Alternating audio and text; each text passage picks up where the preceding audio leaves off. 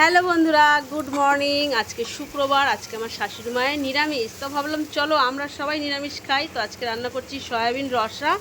আগে থেকেই নিরামিষ মশলা কষিয়ে নিয়েছি। সয়াবিনটা কিন্তু আলু দিয়ে, সয়াবিন দিয়ে ভালো করে তেলে ভেজে নিয়েছি লবণ হলুদ দিয়ে, আর মশলার মধ্যে দিয়ে ভালো করে কষিয়ে নিচ্ছি। সয়াবিন কিন্তু মাংসের আর একটা নাম, অনেকেই ইয়ার্কির ছলে বলে থাকো বা আমরাও বলি, হাড় ছাড়া মাংস রান্না হয়েছে। তো এটা মাংসের থেকে কোনো অংশে কম না। তো এখন দিয়ে দিচ্ছি গরম জল। সয়াবিনে গরম জল দিলে স্বাদটা কিন্তু ভালো হয়, না হলে পানসা হয়ে যাবে। ভালো করে নাড়াচাড়া দিয়ে ফুটতে দেবো। আর এখন দিয়ে দেবো আমার হাতের বানানো গরম মশলা। তো এই বাড়িতে বানানো গরম মশলা কিন্তু আলাদা একটা ফ্লেভার থাকে।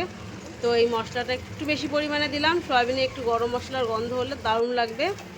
তো ভালো করে মিশিয়ে দিয়ে একটু ফুটে উঠলেই সয়াবিনটা নামিয়ে দেবো। দেখো হয়ে গেছে একদম রসা রসা কষা কষা সয়াবিন, শুধু তেলটা একটু কম।